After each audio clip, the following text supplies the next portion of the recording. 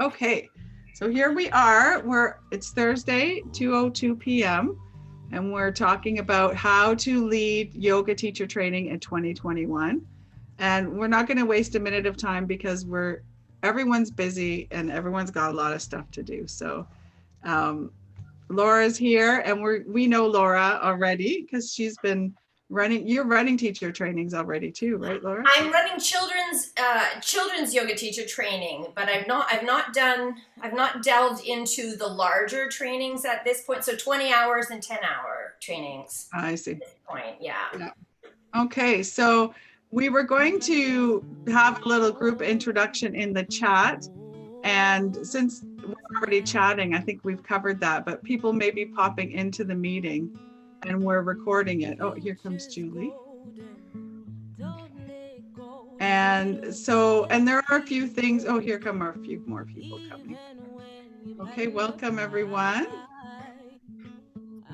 And great.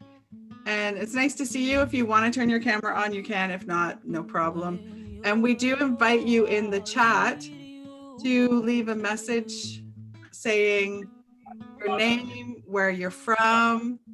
And I thought this was kind of a fun question. I've been thinking about it myself. If 2020 was named after a yoga pose, what pose would you name it? Would you give it? The pose name or movement could represent a lesson learned, a silver lining, a funny moment, a challenge overcome or being grappled with, a success story, or something that has been an opportunity or hope for you as a yoga teacher. So, 21 has kind of hit everybody in a special way. So I'm curious what yoga pose you would name 2020 after.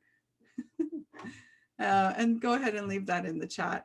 And Claire's going to look at the chat too and let us know what questions are coming up. And Laura, I know we jumped on saying, you were the only one saying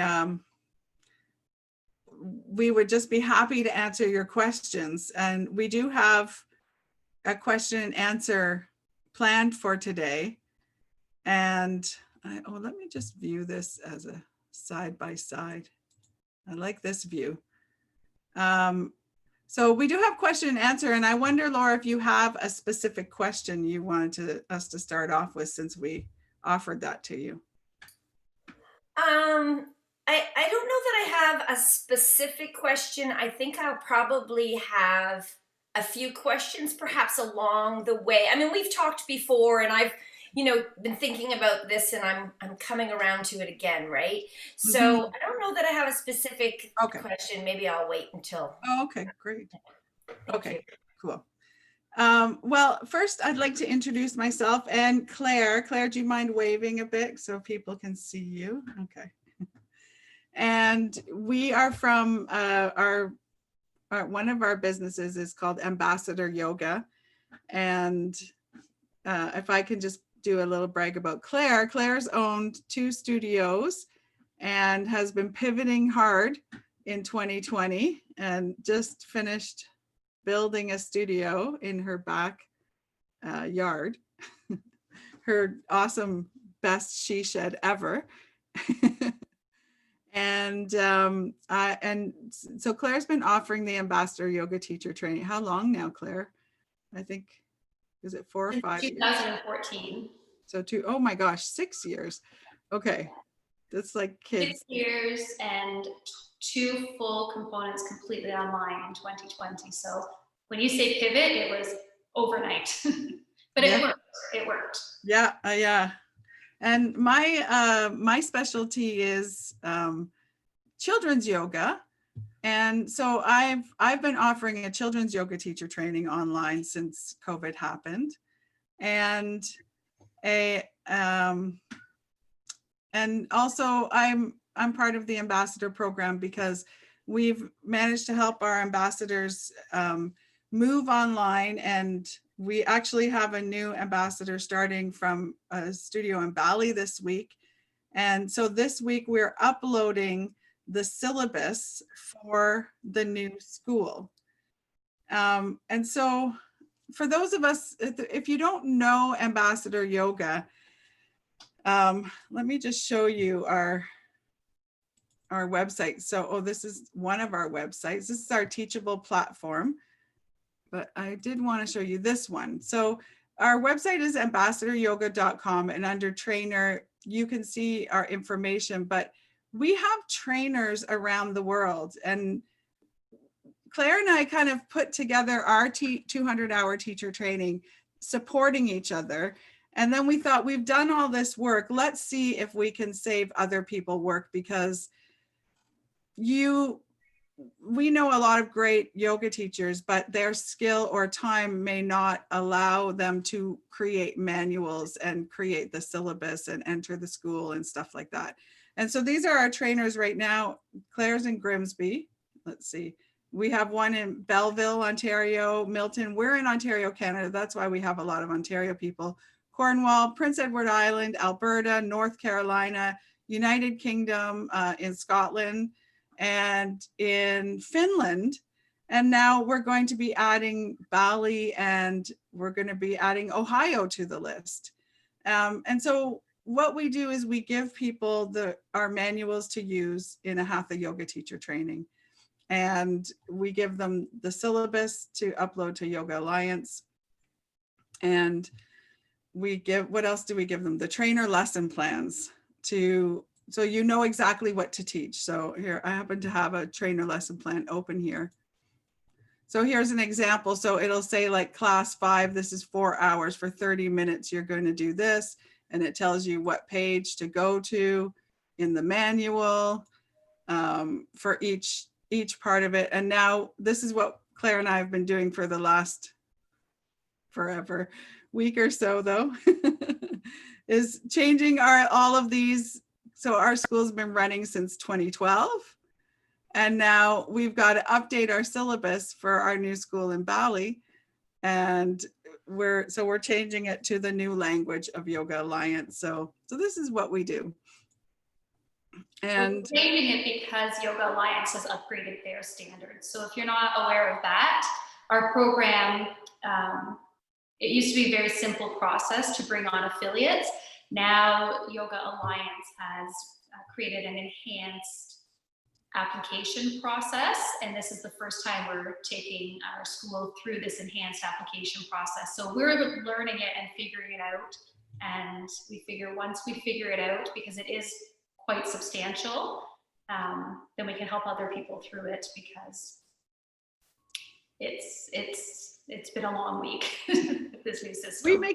We make it our business to know about Yoga Alliance standards. And so I have here like a couple of things that we've attended this week, in the past week. So, this is another, there it is. Just give me a second. So the information that's coming out from Yoga Alliance is a little bit interesting, because they had not only a massive standards review that they were literally just implementing in February of 2020, and then in March of 2020 that got turned on its head with COVID and exemptions for teaching online. So it's been really tricky to figure out what we are allowed and not allowed to do, and what we're qualified, and what we can submit that our students can become registered with Yoga Alliance. So it's not only tricky to follow, they're figuring it out, and we're trying to follow along as they figure it out. So we'd like to share with you what we figured out. What we figured out. And so what happened was they made an online training provision when COVID hit. So they announced their new standards in 2019 that were coming into effect at the beginning of 2020. Any new school had to apply under the new standards. And there was a limit of only 40 hours of online training in the new standards. And then the pandemic hit, and then they said, you know what, just go online, survive. That was their kind of energy, which I thought was fair.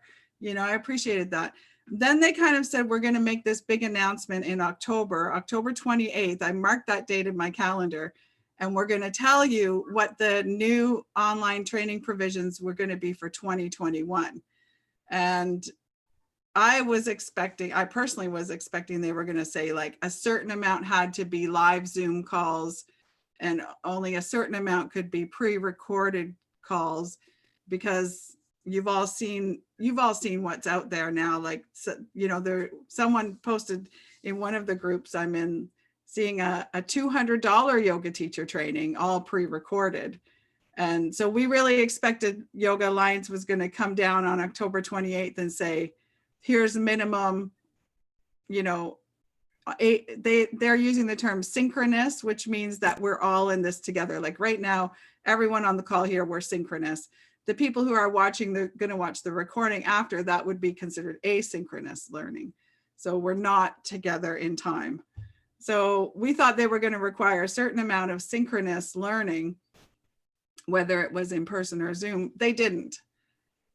And that was kind of a jaw-dropping moment for me. And so we hopped on these 2 webinars we watched with Yoga Alliance. Was anyone else on these webinars? No? Okay. This one was with Yoga Alliance, I guess, with Danny Hayes, who's their credentialing specialist, and Dr. Krista, I can't see her last name. And they answered people's questions for an hour. And then there was another webinar we attended right here. So there's Danny again, and this is Shannon Roche, who's I think she's the executive director of Yoga Alliance. So if you're really interested in Yoga Alliance, you may want to watch these, and I'll send you the links after. So that's what I've got on here, are the links to these 2 videos that we've watched. Yeah, I attended that one live with Shannon Crow, the Connected Yoga Teacher one. I was there for that. Yeah. And so that was good. And they had just been announced at that point. So you can see their online exemption on their website, and I'll send you this link in the follow-up email as well. So basically it does allow for online teacher training right through all of 2021. When the pandemic first hit, I think the initial date was until April 30th, you could teach online, and that came and went, and then it was June 30th. And it was really difficult to plan teacher trainings because they take 200 hours, and you're thinking, well, how am I going to get this complete for people before June 30th? But then they did extend it until December 31st of this year. And now they've already said, you know what, you have to find a new way to run your business. So we're just going to give you a full year to do it. So you have a lot of flexibility. If you're thinking about leading a teacher training, online through Yoga Alliance is completely allowed all of next year. mm-hmm. We've asked what happens after the pandemic ends, and of course they don't know. Yeah. And if you want to find this, just a quick reference this is the Yoga Alliance website. And if you look under new standards, it's the very last one on this one. So on that day, we were looking for it under this COVID-19 resources, because that's where they had been previously be posting it. And then we found out, we called them. We have Yoga Alliance's phone number in our speed dial. And then here's the 2021 exemption. So this is the page we're on. And basically they're saying that, you know, you can offer both synchronous and asynchronous learning. And then they give resources, and then you have to fill in the application to apply for it. And I'm curious, of the people who are here, how many people like already have schools?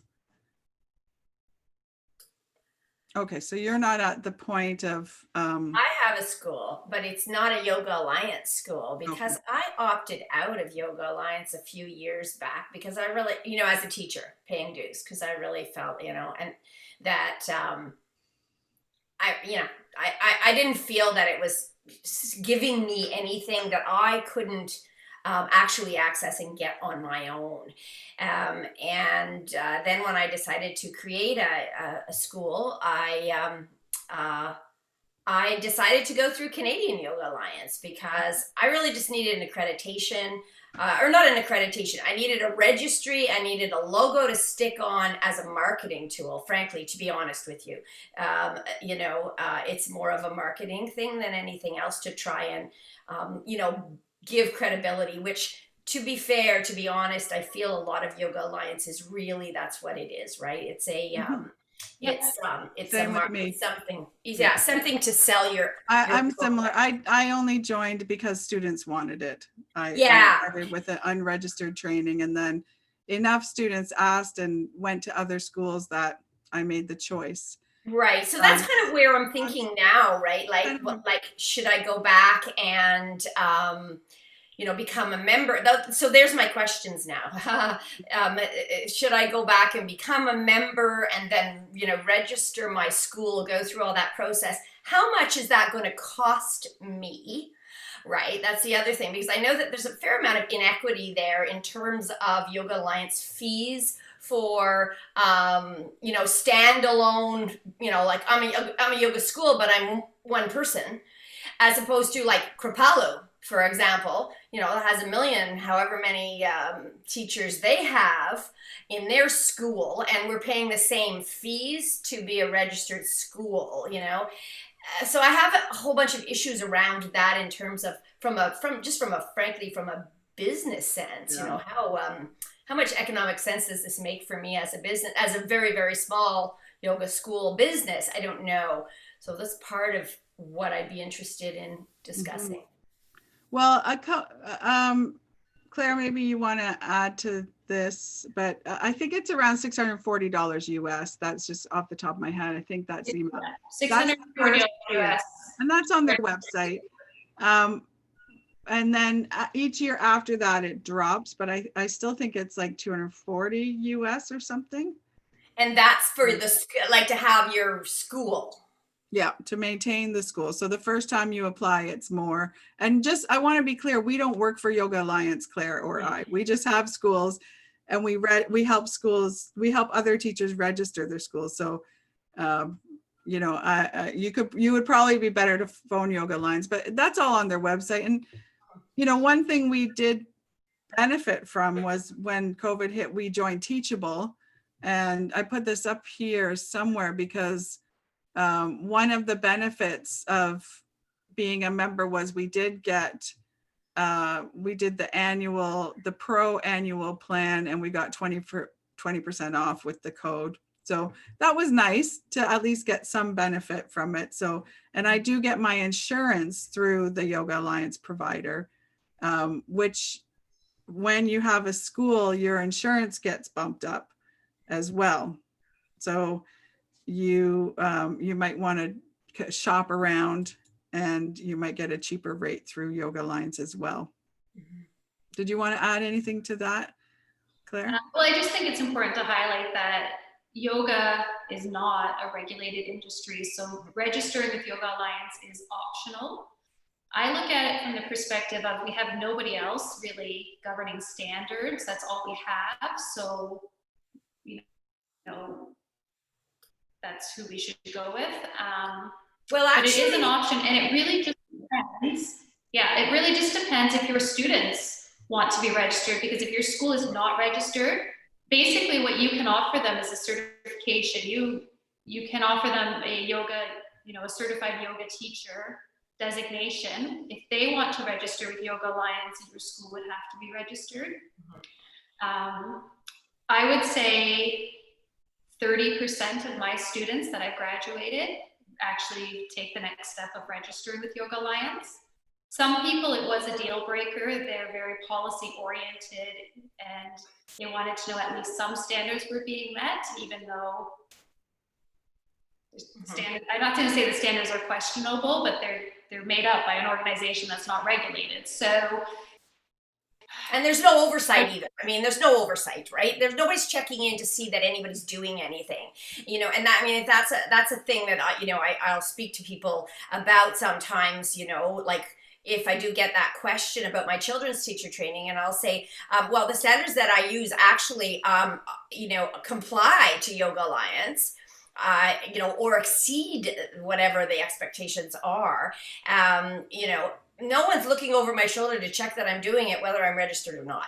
And so people, a discriminating customer, you know, would want to, know that, right? I would hope. And I And think, actually, the standards for, not the same like Canadian Yoga Alliance. You know, they asked me for all my credentials, all the same credentials. They asked me for all the same, what's your syllabus? What are you going to be teaching? How are you going to be teaching it? Blah, blah, blah. Like all that same stuff. They asked me that.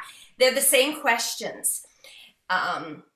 I didn't really see a big difference, except for Yoga Alliance is a larger one that has a, bigger presence and a perception of regulation out there in the world. I mean, I don't love Yoga Alliance, so don't get me wrong here, but Oh yeah. it does run as a nonprofit, so there is a board of directors, whereas Canadian Yoga Alliance is just like one person. So she's not going to go, look at your school either. But what Yoga Alliance, the irony is that some states in the US have tried to regulate Yoga Alliance. So it's a money opportunity for governments. So some states have tried to regulate it, and Yoga Alliance has actually stepped in and helped with those court cases. So they have done a few things, but it is self-serving because they've done a few things to prevent regulation by governments. So, I think, I don't know, in Ontario where I live, even like a hairdresser, to open a hair salon, you need a license. So they're saying that Yoga Alliance is arguing that we don't want the government to be regulating yoga teachers. So I wouldn't, for me, I think they do a bit. I know in the children's yoga world, there was a children's yoga teacher who was getting sued in California. Remember that court case about the separation of church and state in California because they were teaching kids yoga. Yoga Alliance stepped in and helped in that case as well. So, it's probably not helping the little guy that much on a day-to-day basis, but there are a few things that they do. And I remember when Yoga Alliance was formed, because I became a teacher in '98, and there was someone from all the different lineages of yoga who came together, and they set that 200-hour standard. Like that standard didn't exist in '98. Some yoga teacher trainings were a weekend, and some were like 10 years with your guru. And now we only, like, that 200-hour is a standard because of Yoga Alliance. For better or for worse is up for each person to decide. I don't know if I would have registered if I didn't have a school. I didn't register until I opened a school. So it was a business decision for me. But there are other ways you can build your credibility. So there are a few, other organizations. There's Yoga International, there's the Yoga Federation, there's Canadian Yogic Alliance, and I know in other, I'm not sure where Julie, and I don't think that's Tony. I'm guessing that's not Tony Becker, but maybe. Hi, I'm Zeus. I did write in the chat my name, but I switched to the laptop. Oh, thanks. Where are you located? I'm in Wisconsin, in Milwaukee. Okay. So yeah, I mean, there are new, I'm just opening the chat now and seeing people's answers. There are a few new players in town that I'm curious to see. One is Yoga Unify. Have you heard of that one? Okay, and they're not open for business yet, but I saw a yoga journal article about one of the founding members is Bernie Sanders' daughter. Did you hear that one? Yeah. So I'm curious to see where they go, but they're not really open for business yet. They're still trying to raise funds to get going. And they're trying to be like an alliance, a federation, a group, a registry. What are they trying to be? Yeah, they're trying to be a registry. You should take a look at it, Yoga Unify. Okay. Yeah, thanks. And so I think joining Yoga Alliance is a business decision in a lot of ways. Yeah, I agree. I love totally paying agree. fees for me, it's worth it. I've had enough students who that is a deal breaker Yeah. for them.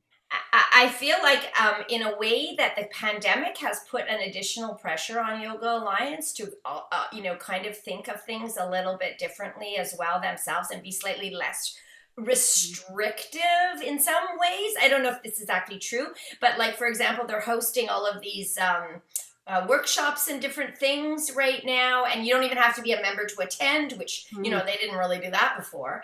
And so I thought that's interesting. So certainly there's a bit of shift and change also that I think is fallout, not just around the online teaching, but in some other areas as well. So who knows? Mm-hmm. And I want to just so I want to speak to what's relevant for people. So we are actually, Claire and I are in the process of adding a new school. We have a new school in Bali that we're providing them with the syllabus and the manuals and everything. So we can actually show you what the application looks like if you want. How many people are thinking of joining, like registering a school? So Laura, if you're going to do a school, then you're going to become very familiar with this. This is the Yoga Alliance Guidebook. And these techniques, training, and practice, these are what they call their core curriculum and competencies. And this is really going to be the foundation of your application. And we're going to possibly save you a week worth of work that we spent. Because in one part of the application, they ask for your schedule, and you just enter these top level asana, pranayama, this top level core competency. But once you drill down into the actual application, it turns out that for each one, like asana has these 4 subsections. So when you're writing your curriculum and your lesson plans, then you have to say asana historical context, rather. Asana poses specific to your school lineage must include Sukhasana and Shavasana. So each one of these has to be entered. And you may have those topics come up in multiple areas. So I'm going to tell you how we did it, because it's worked for us and it helps you. Like for us, we found that it organizes us so that then when you go teach your training in the future, you're organized, you're super organized. So what we did, we planned out our whole training, keeping in mind that we have to fulfill, like we did this with the last standards of Yoga Alliance. So we created these trainer lesson plans. And we kind of thought like, okay, I should even show you this spreadsheet just for fun. Arona, yeah. I know you said that you sell the manual that you created. Is that right? Yeah. So when I did the research to open a yoga school in my studio, it says that either you can buy a manual or rent a manual yearly. What's the difference? Do you guys do both, what is the prices for that? Right. Okay. Well, we license our manuals. So we have an intake, and for that intake is usually people, so far we've only worked with schools that want to register with Yoga Alliance. And so it's $7,500 for the intake, which is to register your school and to get you all the trainer lesson plans for the whole 200-hour training. So you not only have the manual, but you also have how to teach the manual. Okay. And you said the 7,500, that's including registry for the Yoga Alliance, or I have to do it myself? Yeah, that's on your own. Yeah. But So in order to do that, I have to have the manual first so I can apply for the school, or can I just apply for my school before a manual? You can set up an account, but you can't have, you have to upload the manual. I think it's the very first thing you have to upload, actually. And then the 7,500, is that a one-time payment or do we have to pay that yearly? No, so then we actually were debating this, but you then move to a licensing fee. So you have to pay a 10% per student fee for whoever you're training after that. So if you do a training with 10 students, then you would pay 10 times 10% of each student's thing. So if you're not offering a training, you're not paying anything. But if you are offering it, then the licensing fee comes in. Okay. Perfect. Thank you. Oh, good. I'm glad we got to just answer that question. Canadian dollars. I was going to say those are Canadian dollars, so it's no, that those are Canadian dollars. So I think Okay. 7,500 Canadian usually works out to about 5,800 US, depending on the conversion on the day. But Are you guys? It's a little bit to your. Are you guys in Canada? Yeah, Canada. Oh, okay. Yeah. Okay, you know what? I think I did get these numbers. That was a year ago from your website. Because like when you sent the link, I'm like, that name sounds very familiar because I was doing a research and how much exactly is it gonna cost to open a school. That was, I think, a year and a half ago. And I did go to your website actually. Yeah, it was a Canadian website. So yeah, that's that us. yeah. And yeah, it's cool because we're surprised that people are finding us because they want us to do the training, but they don't want to sit there and write the manuals and write the syllabus and the lesson plan. So right now we'll have the syllabus. So what happens is there used to be in the Yoga Alliance where you could assign us as the syllabus manager, but the system right now is not functioning properly, that you can't assign the syllabus manager in advance. So what we've actually just done is people are just giving us their login and password and we're just uploading it all in the back end for them. And then I'm sorry, I forgot to ask you. Is this webinar only to start an online yoga teacher training or even in the studio, like a live one? Or just I'm sorry? Both. Oh, both. Okay. Yeah. Okay. You can teach it however you like. If there's no restrictions in your area, you can teach it live. Or if you start teaching it live and a lockdown or a hold in place occurs, you can switch to online. Because I think it makes sense for me to open a virtual yoga teacher training because there's other bigger schools that's going to be offering the same price I'm offering. And if people are going to do the whole thing virtual, why would they register with me, with someone who just started? Rather than if I offer it live, that's something competitive and different than anyone else here in the area. That not everyone is offering it. It's all virtual here in Milwaukee, even though we don't have restrictions. Oh. So I would like to open like the training for people to actually come in because that would be more beneficial. And at least I'll have something to offer that people can think about coming to my studio rather than do it virtually. Yeah. Well, one thing you may want to know then is that the whole application process timeline is 6 to 8 weeks. So when we were talking to Yoga Alliance this week, and that's from the date the application is completed, not the first day, but when they actually have all your information entered, then they say it'll take them 6 weeks for someone to even look at it and come back to you and give you the feedback. So.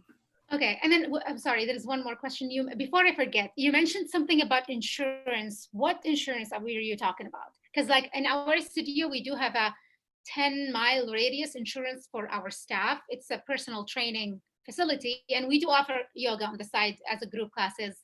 So I'm insured under my company, but as a yoga teacher, I don't have my own insurance because I belong to my company. So is that what you meant? Like my insurance?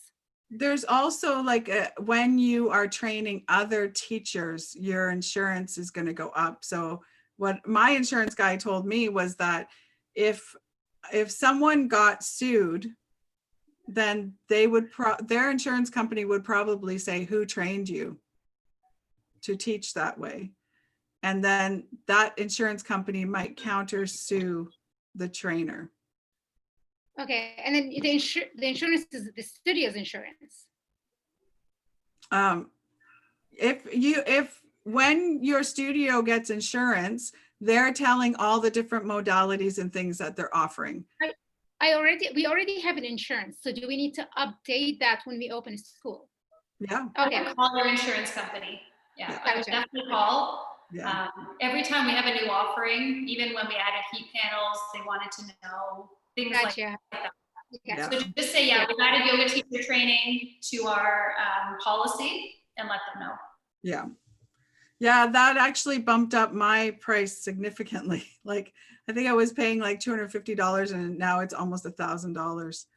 So I know it's the cost of doing business, but that's in Canada. I've heard that in the US, it's not as expensive.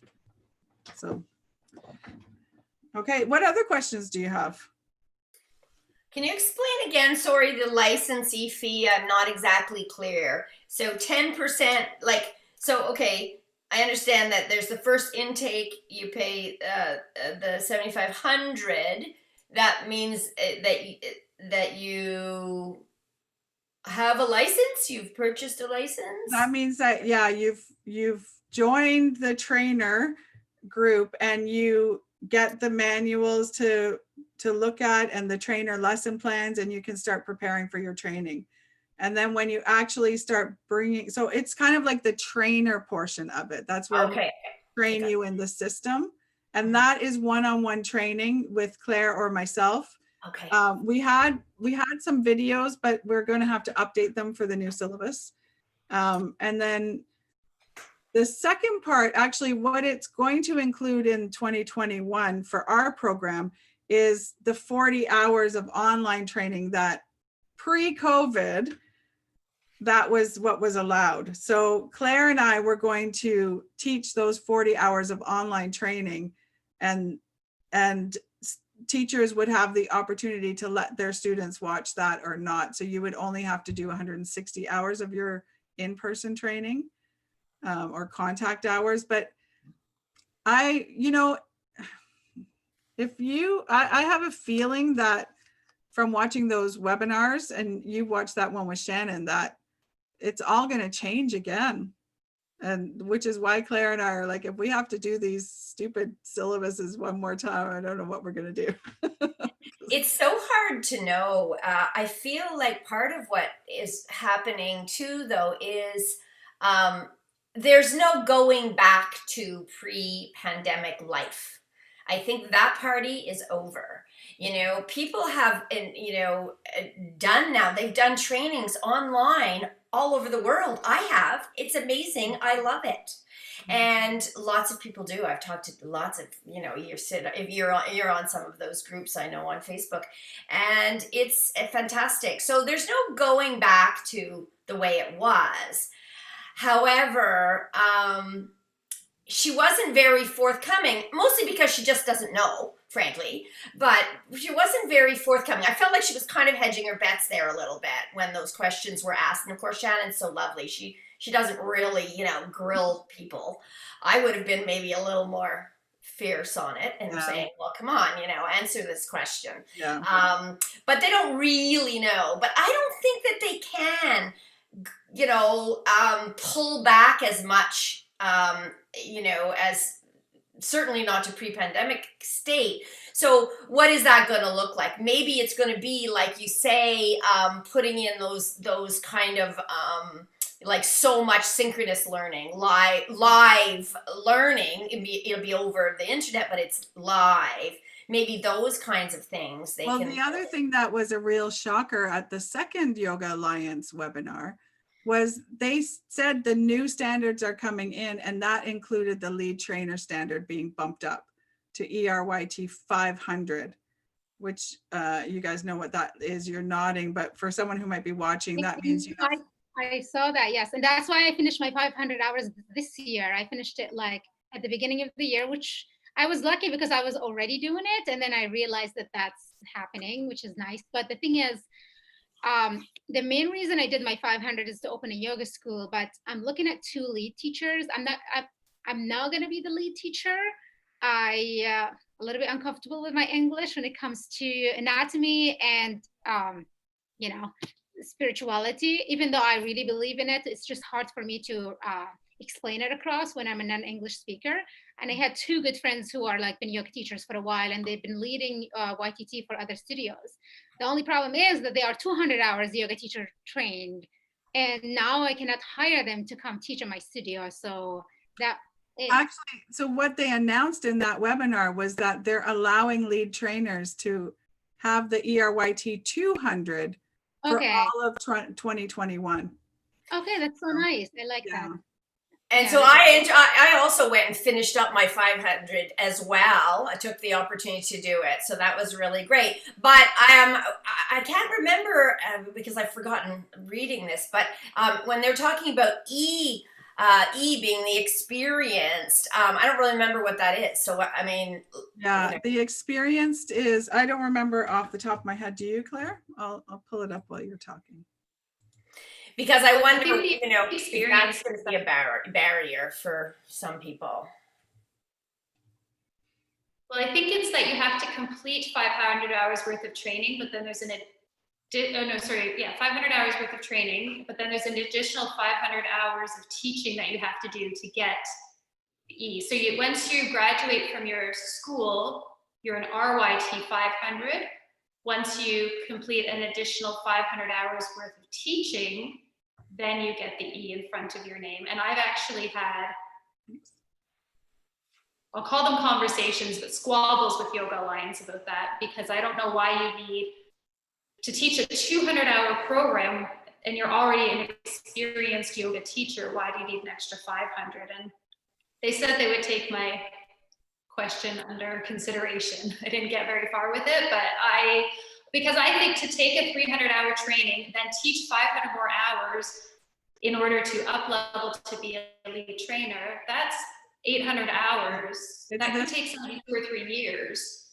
Yeah, that's where I'm sitting right now. So I'm sort of like, gee, but I guess if they're extending it till 20, all the way, like for the E200 till the end of 21, then, that gives me time to get those, E hours, if you will.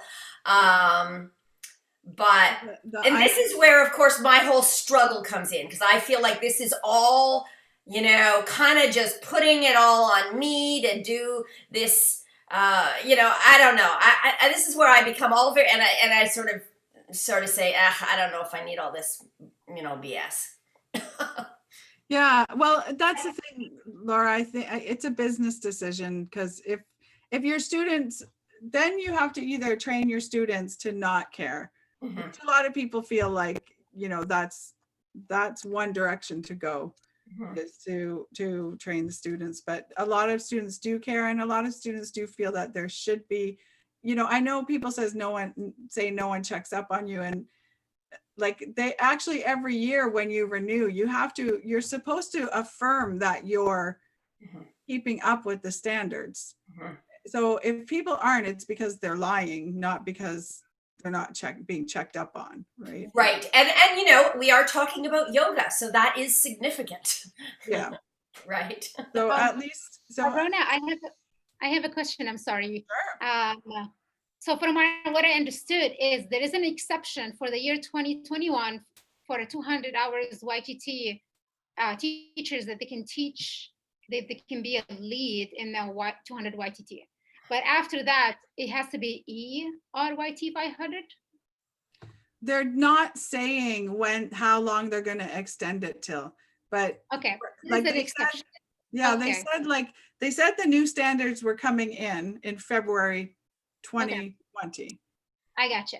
And then one more question.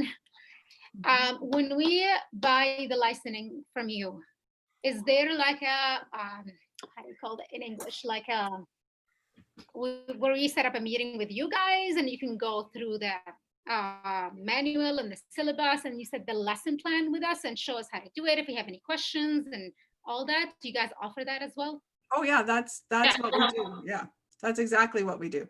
It's like personal one-on-one Zoom. We have a call. We say, start here. Here's a lesson plan. Here's the manual. Here's page X. Go to page, like, so the lesson plan will say, like, we're going to discuss this. See the manual page 12. And then you go to page 12 and it describes what to do. And then And if you then- have any questions, you just hop on a call with us. And then we also had a bunch of pre-recorded videos that described each lesson plan as well. Oh, that's nice. But we do And have to update You those. said you had to do it all the time. Another thing that might be of interest to you is the lead trainer has to teach 150 hours of the training, which means that, you know, if you're uncomfortable with the anatomy portion, an ERYT 200 could do those 50 hours for you. And that's, I believe that's ongoing. That's part of their new standards. So 50 hours you could designate to somebody else. How many lead teachers has to be there? You can, There's a minimum of 1 and a maximum of 5. Okay, perfect. Because like, so my husband went to kinesiology for college, so he can teach the anatomy. I can teach the practice part where I can create the class, the hatha class, because I'm really good at that. That's my certificate. And then I need just to hire someone to talk about the spiritual side of it, like the energetic body and all that. It's like, I'm really good at it. It's just very hard to. And only maybe because we're providing you with 40 hours of content. If like some of that might be something I'm teaching as part of your training, because we're providing the online in the anatomy component and the yoga philosophy component. Those are the two that are allowed online. So some of it that you're uncomfortable with might be covered by us, and anything that's not, you could bring in a specialist. Okay. Yeah, because the only thing I'm worried about the philosophy part is that I will be able to teach whatever I have in front of me, is that the questions that I might get asked and I don't have the answer to that. And that's kind of worrying me, because you want to obviously sound like a knowledgeable yoga. Hopefully the answers are in the manual. and Yeah, the main philosophy that we cover is the 8 limbs of yoga. Mhm. And most people are familiar with the 8 limbs and the Bhagavad Gita. Right. And the Bhagavad Gita is, you know, people study that for a lifetime. So I hope they have questions that you can't answer. If you think you can answer all the Bhagavad Gita questions, then that would not look good, actually. So That's true. And then last question, what was gonna ask? All right, so I asked about the E500. Yes. So when we sign a contract to buy the license, how many years is that? Is that just we own the license now? I mean, I don't know how you call it, but we will have Well, it forever? yeah, what you get is a school. So you get the school, and under your school name, you can have up to 5 lead trainers offering the training. So the license is really just for the lead trainer, and we'll train like one lead trainer. And then if you're going to bring in other teachers to teach for you, you would need to train them. So we're not going to train your lead trainers forever. But honestly, we estimated when we first started that it would take us 40 hours per person. And sometimes some people takes us 2 hours. Like, we're just amazed at when it's all laid out and they look, okay, this is what I'm doing. This is what's in the manual. Like, it's really, people are able to be quite independent with it, which is nice. Well, you're offering that virtual, right? Teaching the manual, you mean? I mean, teaching what we call our trainer lesson plans. So What the is that exactly?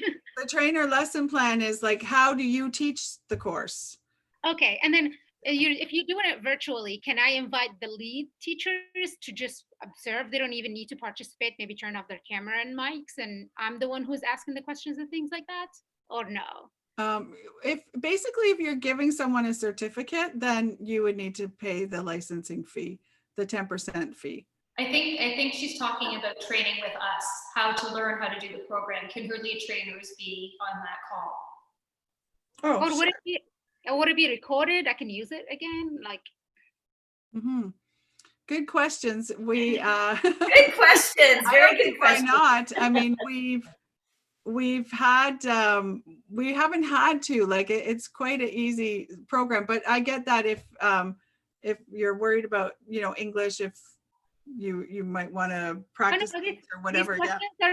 These questions I'm asking for my husband. He's a owner of the studio, and I'm the one who suggested this project for us to add a new services to the studio to get, like, you know, more revenue. Same like we guys. That's what I was looking, how to bring more revenue into our studio who have yoga services, because it's been like rough, our yoga classes, like, I mean, our bootcamp classes and power yogas are like, we get people, but then regular yoga classes, we don't get anyone or one person that just comes stretch. And that's part of the reason why I wanted to do this, but he's going to have so many questions for me. So that's why I'm asking all this, like, because he's at the end is going to be his decision to do this or to go on with this or not. And but yes, how to teach the manual and the training sounds good. And you said you block 40 hours for us, but then we can just, as soon as I get it, then we're good to go, right? Yeah, we found that people haven't needed it. Right now, like this studio we're working in Bali, there's 2 people that we are usually on the meetings. Cool. And then did you guys host a 200 YTT virtual yet, or even in person in the last year? I've done 2 in 2020. So I had students in person that were halfway through their training when the pandemic hit. We transitioned them online so that they could complete their teacher training. And it actually went better than I thought. Some of them said they really actually preferred having had both experiences. They liked the online. They said, it's one thing to go to a yoga studio where it's all clean and pretty and bring in all of this information and knowledge and think we're absorbing, and then you go home to your chaos in your life. They said it's another thing to learn it in your own environment. So that was one comment I thought was interesting. So once that was done and the provision got extended till December, I ran another one. So I ran a whole teacher training, all 200 hours virtually, with some people I've never met in person. People were in different provinces, and all 5-star reviews. Like, it went much better than I thought, and they feel prepared and confident. So it did work, yeah. Can I ask how many people were in the training, the virtual one? I think we had like 11 in our first one and 8 in our second. And how did you structure it in terms of, because that's another, like the model, you know what I mean? Like the learning model, the pedagogical, kind of aspect of it, because I'm all over that. Like, I'm a college professor, right? So I just can't get my head out of that kind of thing. So I like to consider the chunks of time, the spacing in between the time, all of that kind of stuff. Well, the way that we did it in our full teacher training, it was actually during the summer. It was through July and August. A lot of people were off because it was the summer. A lot of people are off because it was pandemic. Mm-hmm. So we met 3 hours a day from 8 a.m. until 8 to 11 a.m., Monday through Friday. And that was our live training for 8 weeks, which got us to 120 live hours. Okay, sorry. 3 hours from 8 to 11, Monday to Friday. How many weeks did we do that for? 8. At 8 weeks. Okay, good. At 8 weeks. So that brought us to 120 contact hours, essentially live training hours. Right. And then that was through Zoom. And then we were using a Teachable platform where we uploaded pre-recorded classes and assignments. Mm-hmm. And that was their self-study that they could do, or their homework that they could do on their own time. And basically all of that had to be completed with the live calls by graduation date. And that's how we did it. We used both platforms. So you did okay. So you did fully 80 hours asynchronous learning. Yeah. Okay, perfect. Okay, that's really interesting. Because I use Teachable as well for my children's courses that I run, and very familiar with it and quite happy with that. And I feel like actually I've really enjoyed it, because I've taught my children's teacher training in person, and then of course pandemic hit, had to go right online, had to do it like that, and I actually found from a teacher's perspective, it was a better delivery model in the sense that I could offer them more resources. I could give them more time to integrate the knowledge, to practice things, all of that. I mean, of course, I miss the togetherness in a circle piece. I really, really, really miss that part. But I think in some ways, yeah, I think there's value. What ended up happened, exhaustion perspective, is that the first time I uploaded that pre-recorded content to Teachable, that was very stressful. But the second time I ran the training, I only had to commit to 120 hours worth of. I know. I'm starting that with will happen that. again now that it's as we approach January. Yes, and as we approach January, I have to figure out how many. Claire, I think is she? With that in mind, that 80 hours are already accounted for. Mhm. I think she's breaking up for me too. I thought it was Yeah. the only one. I think it's better now. Okay, I have one last question because I do have a class to teach. Claire, what did you do to market your virtual class? Like, how did you get 8 people? Because I feel like that's tough right now to get. Like, when I did my 500 hours, it was like module based where people can hop in and out of the training. As long as they complete 8 of them, they can complete the last one. And when we switched to virtual, the last 3 modules, that's all I had to do. She did not have anyone. Like, she had 1 person in the training because I joined 3 module late, so everyone with me, that was her first batch, 500 hours. It was in person, and then everyone graduated, and I had 3 modules left, and I was doing it virtually with her, and she had only 1 person in the training. So it was a well, little. And that's a factor. And I did have to set a minimum. I said, I will run it again, but I do need a minimum. I think I said 4 or 5 people to make it worth your time, because running it for 1 person that's a lot of a time commitment for 1 person. Some of them would just know me from my studio. Some of them know me. We had a podcast with Shannon Crow a while ago about our teacher training, so we got some interest that way. And then actually it was Aruna. Luckily I bumped it with her because she's got a really great community of teachers through her Young Yoga Masters children's training, and she's much better at keeping up on her Facebook group and blogs and things like that. So some of the teachers who took the 95-hour kids training with her were then looking to upgrade and get their 200-hour as well. So networking is wonderful. And one other thing we have for you, if you want to do, no, that's not it. Here we are. So this is free. If you want, I'll send you the link to this. Oh, that'd be perfect. But if you go to yogaandmeditationtraining.com, and if you search under Ambassador Yoga, it's called a free info night. And it's a little kit. There's me and Claire at the yoga show a couple of years ago. We've got a lot of mileage out of that picture. And this will give you everything you need to run a free info night. So here's a little, we got it up on our here. So I think there's no better way to find out if you have enough interest than to ask them. So stick a sign up. This is free. You can do it before you even sign up for Ambassador. Although it does talk about the Ambassador program, but you could adjust it if you were writing your own program. And just say, who's interested in teacher training? We're having a free info night Wednesday from 8 to 9. And see. I think I've seen cities do that. But what's the timeline you recommend from the minute you start promoting the yoga teacher training to actually get people? Like, what is it, 6 months or like 3 months before the training? What's the timeline? Not anymore. No, not anymore. I mean, it depends on how big your email list is right now. Okay. You have an email list? For our studio, yes, but I doubt that any of our, maybe, yeah, we do have a.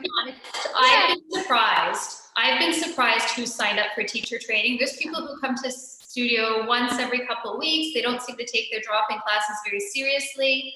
And then they say, you know what, something about this yoga, like, I think I'm going to sign up for your teacher training. And I'm like, really? I didn't think that you were that interested. It will surprise you what sticks with people and what seeds you plant. It might surprise you. I've had several people who have taken training that I didn't expect them to. You never know until you ask. Absolutely. And then what did you say? Like that's 2 months before the training? Yeah, You oh said- yeah, I'd say 2 months, and you need an early registration rate. Oh yeah, Yes. for early birds. Okay. Yeah, set an early bird so that you know if your training is going to run or not. If you've got 5 people paid the early bird, or 3 Oh, that's why they people, set up whatever early it is, birds. you're And, good. and try that, stick up that poster and say, we're having a free info night. And at the end of that, anyone who signs up or is interested for the next week, we're having an early bird special. So you kind of, there's, you know, that saying, strike while the iron is hot. Like, so they've come for the free info night. We give you a whole outline in here. There's a timeline and outline for how you can run the info night. It's all free. Just, you'll see it on there. There's even Facebook posts for you. There's a Facebook event header. There's a poster template. So you can really just like find out that you don't have to go on a hunch. Have the free info night now. I think Laura said that, like, what was one of your mottos you said is like, find out. Start before you're ready. And done is better than perfect. Start Everything is before you're ready. figure-outable. Start before you're ready. So why pay all the money and why do all the work of creating manuals or licensing manuals if you don't know if you have enough people? So you can put this up even before you have the trainer. So you're like, we're thinking of doing this. You find out from them what hours would you want it on weekends? Would you want it weeknights? Like you get to survey your market, and those people who show up, you know, in marketing, those people who show up, they're like your golden eggs. You know, you treat them so, they're so precious to you because they're going to show you what people want. And so you treat them, those people who show up, like treat them really, really well and find out what Okay. they So you want. recommend doing an info session and see where we are before we even dive into the whole thing? Yep. Because the whole thing takes, you said, 6 to 8 weeks. So if I see I have a good numbers, I can just immediately start acting. Yeah, do it. Yeah, do it next week and say, we're thinking of doing a teacher training in 2021. Who wants to come to a free info night? Can be online. Cool. Just create a Facebook event and throw up some, I'm sure you probably have social media, Instagram, Yes, we do. Facebook. There's Yeah. some already made posts there for you. Just throw them up and find out who comes, and it might surprise you. And use your hashtags for your area, you know, because people who know you, people want to train with someone they know as well, either in person or that they trust online. Yeah. We I have to jet out, but thank you so much for the information. If you don't mind sending me that link for the free info kit, that would be awesome. I mean, I can look it up as well, but hopefully I won't get No, lost. I'll send a follow-up. Yeah. Awesome. Well, thank Okay. you, Arona and Claire, and nice to meet you, Laura. Yes, good Um, luck. Thank you. Yeah. Thank you so much. What do you too? Hopefully it works out. Awesome. Have a good day. Okay, you too. Hi. Oh, wow, it's 3 o'clock already. I know. Believe it. I'm looking I for- have just a couple more questions and I'll let you guys go. I'm just wondering, ballpark, because also one of the things I've found with this whole the online, it's pretty Wild West out there now with teacher training, right? And so what's the a ballpark price for your 200-hour? What like in Canada, in our I'm not in a very different market than you guys, really. What are you Well, looking you at? know, it's interesting because I felt the same way as you, Laura. And, you know, I was thinking about that for the future. And there's one in the kids yoga world, like my training is, I lowered my price by $500 for online. And then I saw someone had like really lowered it to like $750 for the whole training. Usually that's like the price of 2 weekends, you know, Right. not 6 weekends. So I went to Facebook and I just did a survey. So I think you have to survey your people. I don't know if you saw this one on Facebook that I haven't checked it lately because I haven't had any time to go on Facebook. Asking people, what are they looking for? So let's see where it is, the Connected Yoga Teacher Group. Yeah, I haven't been in there a lot lately either. I'm really busy with other stuff, so I haven't been. I'm usually in there a lot, but then lately I found it was getting a bit too, I don't know. Mhm. I know that our affiliates have been ordering manuals and they haven't changed their pricing at all. They haven't, yeah. I made a Well, note. you know, I do my children's teacher training. Like 500. Here it is. Okay, so here, this is, oh, and this isn't it. For those interested in taking yoga teacher training in 2021, I did this survey Oh, right, okay. and I asked people what was most important for them in 2021. And I added the price factor. So this was the thing Oh, yeah, I didn't see this. here. Where is price? Where did it end up going? Able to speak with a refund policy, Yoga Alliance registered training. Only 3 people picked that. Yeah, So Yeah. we're actually are going to license out our training to people who don't want to register with Yoga Alliance as well. And that one Yeah. is ready.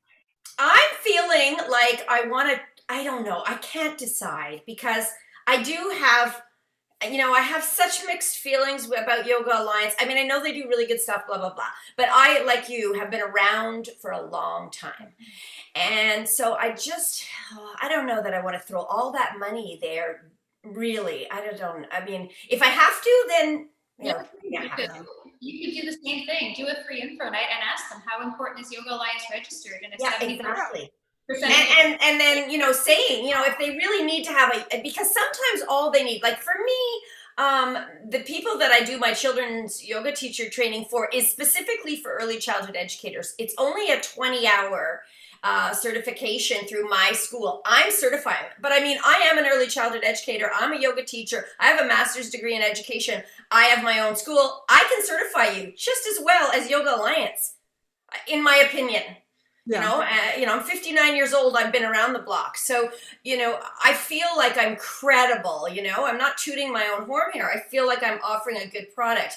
But then with the 200 hour, you know, that's why I would love to go with you guys because, you know, you have this really, really, really good product and you've built it. And I've been thinking about this, as you know, for a long time.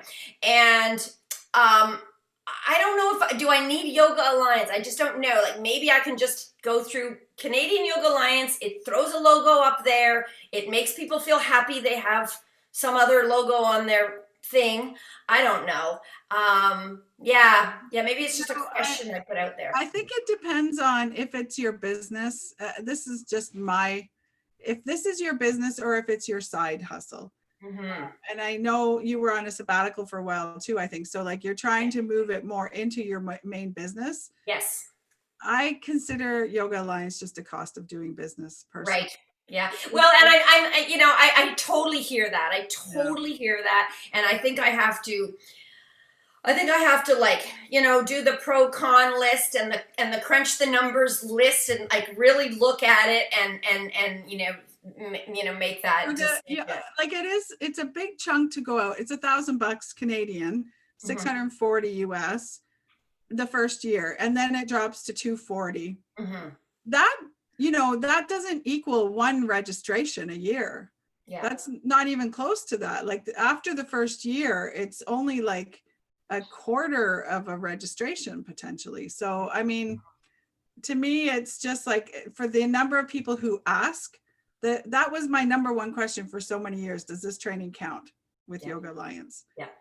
So to me, if you're wondering, should you do it? If it's going to be your full-time business, then unless you're willing to take a stand and educate your students that Yoga Alliance isn't the bee's knees. Yeah. And I don't have a hard sell with my target audience right now because I'm targeting them to teach yoga. They don't need to be yoga teachers. Right. To teach this is to learn about how to bring things into your work with children. It's not the same thing that I'm selling, right? As opposed to actually training someone to be a yoga teacher to, so it is different, right? For sure. And just to go back to the price thing. So I mean, this is asking yoga teachers. This is in the connected yoga teachers. So right. I'm assuming that a lot of people have their Yoga Alliance already, so it's not important to them, but Yoga Alliance came up pretty low. And then here's the one, must be affordable because money is tight. that only 5 people selected that. Yeah. You know, that wasn't in the top Yeah. of the list.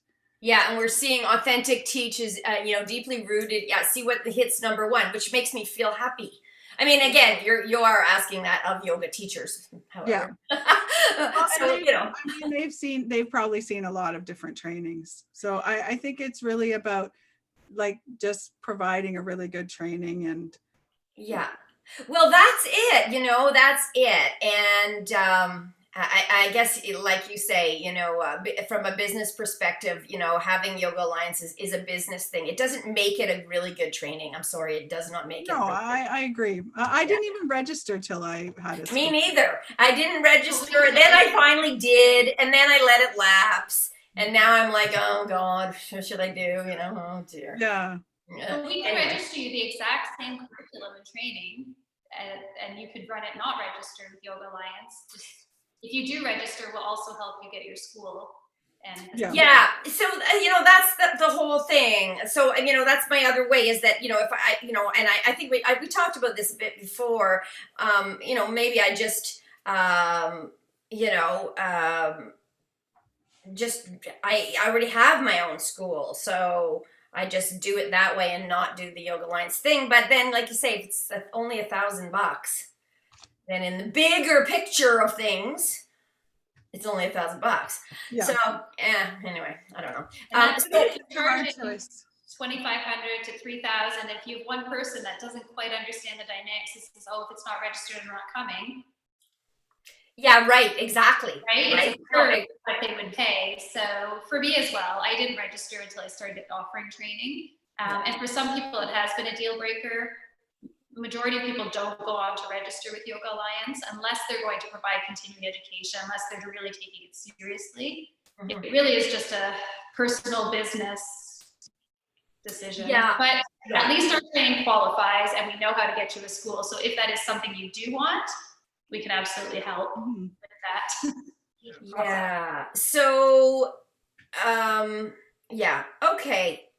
I'll have to think about it all again. And I guess the other thing is because I am, as I had mentioned, I am like, I want to retire from the day job. And I would like that to happen sooner rather than later, but it's not. In January, next semester, I will be working at the college, so I can't do this model right now. 3 hours Monday to Friday. What would be is there another model that you have seen work well? Well, the trainer lesson plans are broken up into 4 hours, so there are 10 4-hour lesson plans. So I did have to jig them a little bit to make them 3 hours. I know some people do 4 hours on Friday nights and then 8 hours on Saturday. That seems to be a very popular one. So you're doing 3 lesson plans over a weekend. Oh, yeah. And I think it depends on, like for me with the kids yoga, trying to fit the 95 hours, it's very similar.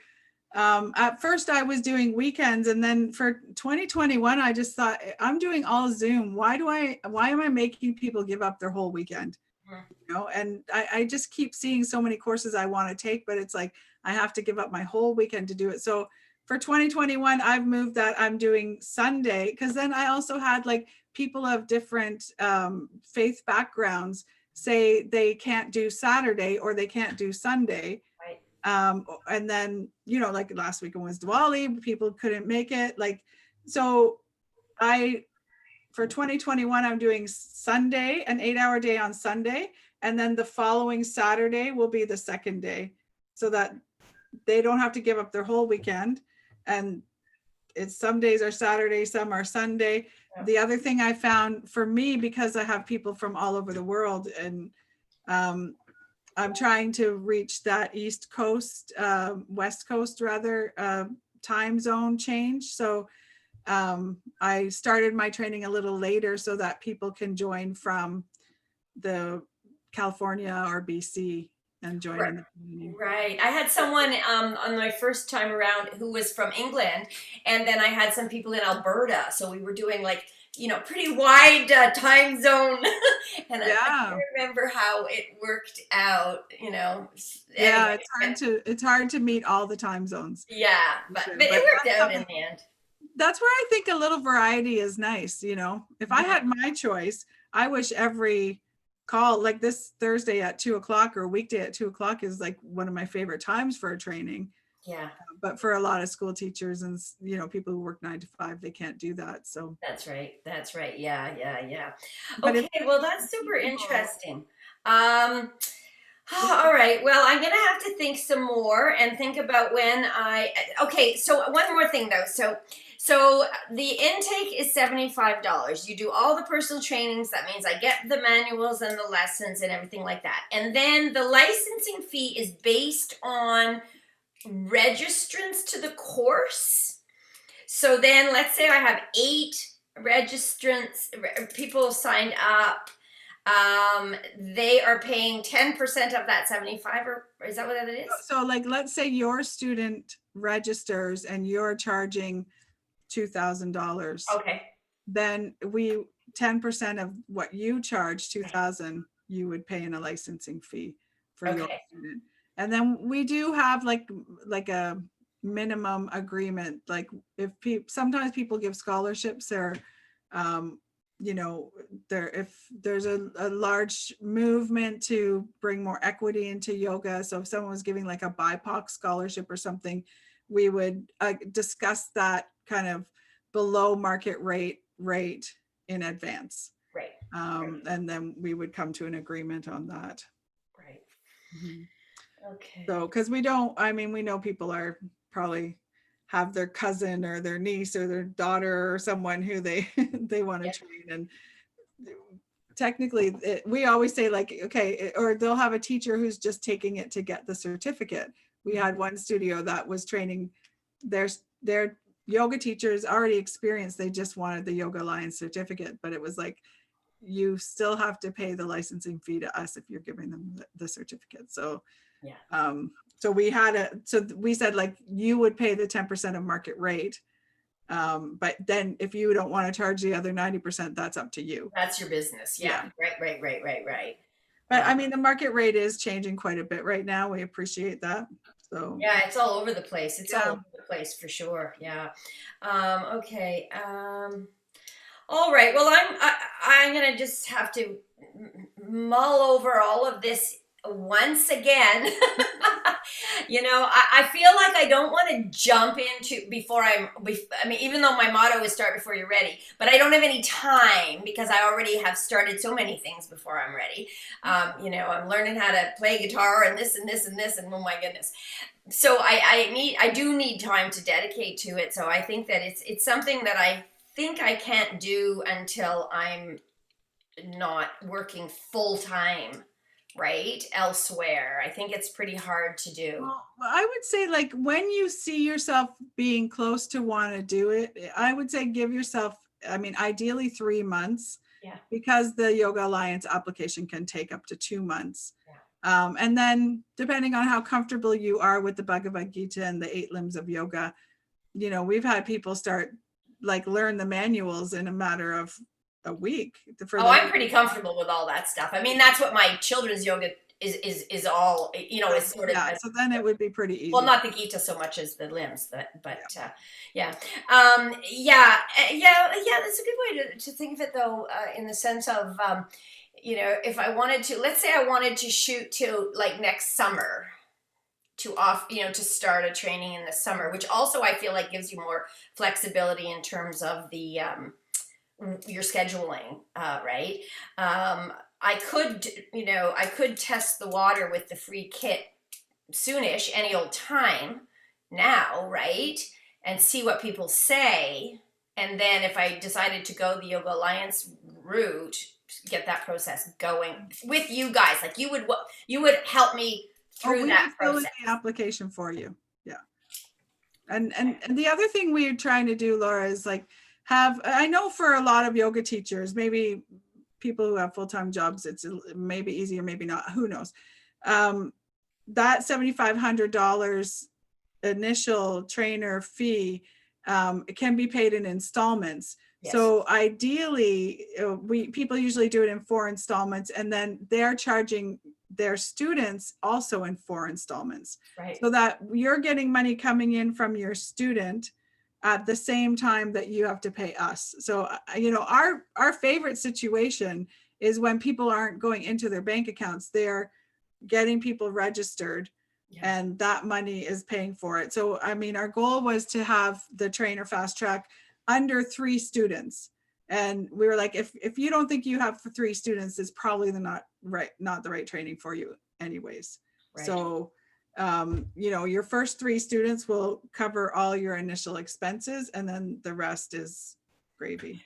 Well, and I also feel, just in terms of, again, going back to sort of a quality training and an opportunity for learning, is that 3 would be would be totally minimum, because you need a group. Like, you do need a group. You have to be able to have the conversations and the dialogue and the, interaction, right?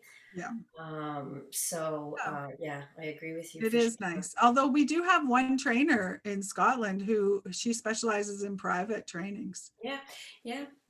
And I've talked to people who have been in very, very small trainings with really good teachers, though, like with a mate. And then that's a whole other experience too. That was the initial experience, right? You go and basically immerse yourself and live with your guru, and they teach you everything they know. Yeah. That was the initial teacher relationship. So, whatever works for you. Yeah, there's lots of possibilities for sure. All right. Well, thank you. I'm not going to keep you ladies anymore, but thanks a lot. Great information. I'm going to let it stew all around in my head, and I will. Great questions. I'm glad you were on the call. Yeah. I'll send a follow-up email, and I'll have that free info kit in case you ever want to test the water. Yeah, I think it's a good idea. I think I should. I think that's what I should do first off, is just test the water and see what people say. Yeah. And then, That's then I'll have some. I know, let's ask them. Exactly. If they're interested. Yeah. You get 5 or 6 people that say, if you do this, I am in. Yeah. Here's your answer. Yeah. Great. Okay, thanks. Well, Laura. thank you very much, ladies. Bye. Thank you so much. Take care. Bye, Claire. Take care. Bye. Bye.